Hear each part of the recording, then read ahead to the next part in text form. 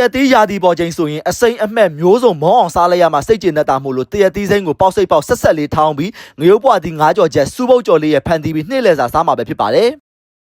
အရင်ဆုံးငကျင်းလေးတွေကိုစားအရသာမှုစနွင်းလေးနဲ့နေပြီးတော့အရသာနှက်ထားလိုက်ပါမယ်ပြီးရင်တော့ကြော်ဖို့အတွက်စီပူလာပြီးဆိုရင်အောက်မှာငှက်ပြောရွက်ခံပြီးတော့မေးအေးလေးနဲ့ကြော်ပေးပါမယ်နော်ဒီလိုကြော်ပေးတဲ့နီလန်လေးကတော့တကယ်အလုပ်ဖြစ်ပြီးတော့အိုးအောက်ချေမှာလည်းမကတ်ပါဘူးစီဝပြီးငကျင်းလေးတွေကျွတ်လာပြီးဆိုရင်တော့ပြန်ဆယ်ပြီးတော့စီစစ်ထားလိုက်ပါမယ်နော်ကြက်တုံအနီအဖြူငရုတ်သီးထောင်းထားတာကိုစနွင်းလေးနဲ့စီတက်ပါမယ်စီတက်နံလေးမှုေးလာမှာခရမ်းညင်သီးငရုတ်သီးစိမ်းလေးပါညှက်ပြီးတော့ထည့်လိုက်ပါမယ်ခရမ်းညင်သီးလေးနွမ်းလာပြီးဆိုရင်တော့အယောင်တင်မှုစားအရသာမှုငပြရည်လေးထည့်ပြီးတော့မှွေပေးပါမယ်အနှစ်တိုက်အနေထားလေးရလာပြီးဆိုမှကြော်ထားတဲ့9ကြော်နှက်လေးတွေကိုထည့်ပြီးတော့လုံးပေးပါမယ်နော်ပြီးရင်တော့ငရုတ်ပွားသီးလေးပါထည့်ပြီးတော့လုံးလိုက်ပါမယ်ခဏလောက်လုံးပြီးရင်တော့ရေထည့်ပြီးတော့အဖုံးအုပ်ပြီးနှက်ထားလိုက်ပါမယ်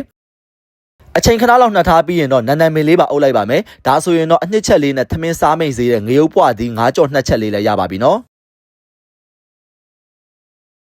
တရတီးစိမ်းလေးထောင်းဖို့အတွက်ပေါက်စိတ်လေးပေါက်ပြီးတော့ရေစေးထားလိုက်ပါမယ်ကြက်တုံအနီအဖြူငရုတ်သီးတို့ကိုလှော်ထားလိုက်ပါမယ်ပြီးရင်တော့ပဇွန်ကြောက်ကိုညက်နေအောင်ထောင်းထားပြီးတော့လှော်ထားတဲ့ကြက်တုံနေငရုတ်သီးတို့ကိုပါတခါလဲရောထောင်းထားလိုက်ပါမယ်ကျင်ညက်သွားပြီဆိုရင်တော့ငပီစိမ်းစားမီးဖုတ်လေးပါထည့်ပြီးတော့ထောင်းလိုက်ပါမယ်ပြီးရင်တော့တရတီးပေါက်စိတ်လေးတွေကိုရောပြီးတော့ထောင်းလိုက်ပါမယ်အရန်ကြေးစရာမလိုပဲနဲ့အရသာနှံ့ရုံလောက်ပဲထောင်းပေးပါမယ်နော်ကဲဒါဆိုရင်တော့ချင်ဆက်ထိမိနေတဲ့တရတီးတောင်းလေးလည်းရပါပြီတရတီးတောင်းလေးထဲမှာတော့စားအရသာမို့ကိုစိတ်ကြိုက်လို့ထည့်လို့ရပါတယ်စူပုတ်ကြော်ဖို့အတွက်ကြက်တုံဖြူဓာပြရိုက်လေးကိုစနွေးလေးနဲ့စီတက်ပြီးပဇွန်ကြောက်လေးပါထည့်ကြော်ပါမယ်ပြီးရင်တော့ခရမ်းညင်သီးလေးထည့်ပြီးတော့နွဲဤလာအောင်ကြော်ပေးရပါမယ်ခရမ်းညင်သီးလေးအိဖက်သွားပြီဆိုရင်တော့စူပုတ်လေးပါထည့်ပြီးတော့စားအရသာမှုငပြရည်လေးပေါက်ပြီးတော့မှွေကြော်ပေးလိုက်ပါမယ်ဒါဆိုရင်တော့စူပုတ်ကြော်လေးလည်းရပြီမို့လို့တိုးစရာအစုံပြင်ပြီးတော့သမင်းဆွဲပါတော့မယ်နော်ကျွန်တော်ဒီနေ့ကတော့ငကျင်းကြော်ချက်လေးရယ်ဒီဘက်ကစူပုတ်ရဲ့ကြော်လေးရယ်တရတီးတောင်းတိုးစရာအစုံနဲ့ဖွဲ့ရလေးပြင်ဆင်ပြီးတော့မင်းရှက်ရစားမှာပဲဖြစ်ပါတယ်အဲ့တော့ဟင်းတွဲဆက်လေးကလုံးဝတရေကြနေပါတော့ဘိုင်လည်းရမ်းစားနေပါပြီ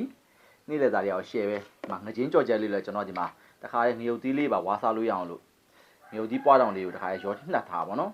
ငကျင်းလေးကိုကျွတ်နေအောင်ကြော်ပြီးတော့မှဟင်းနှစ်ပုံနဲ့ပြန်ချက်ထားပါတော့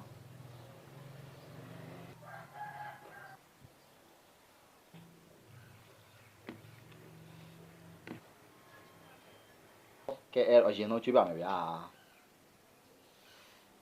တောက်ဆောင်ကြပါဦး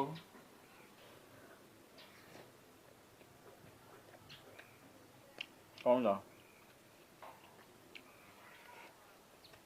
ဒီနေ့ငကျင်းရလေအကောင်ကြီးလေးရတဲ့ခါကျတော့အသားများများလေးစားတာပေါ့နော်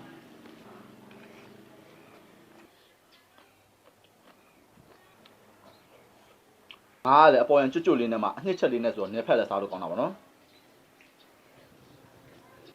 စူပုတ်ကြော်လေး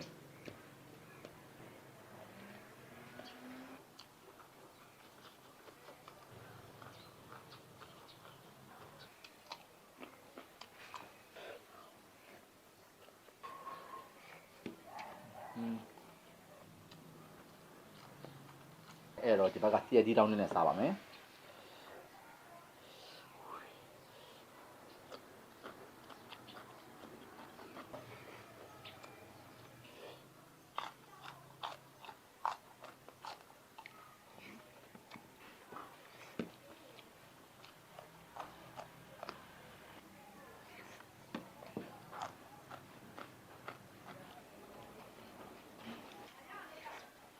ကဲကျွန်တော်ဒီနေ့ကတော့ငါမကြိုက်တဲ့လူကမှငါဟင်းကြိုက်သွားစီမဲ့ပုံစံလေးကိုချက်ပြထားပဲဖြစ်ပါတယ်ကျွန်တော်ဗီဒီယိုကျွန်တော်ဒီမှာပဲဆုံးသက်လိုက်ပါမယ်နောက်လည်းကျွန်တော်ဘယ်လိုပုံစံလေးချက်ပြစားပြအောင်မလဲဆိုတော့စောစောကြီးပါအောင်တတာ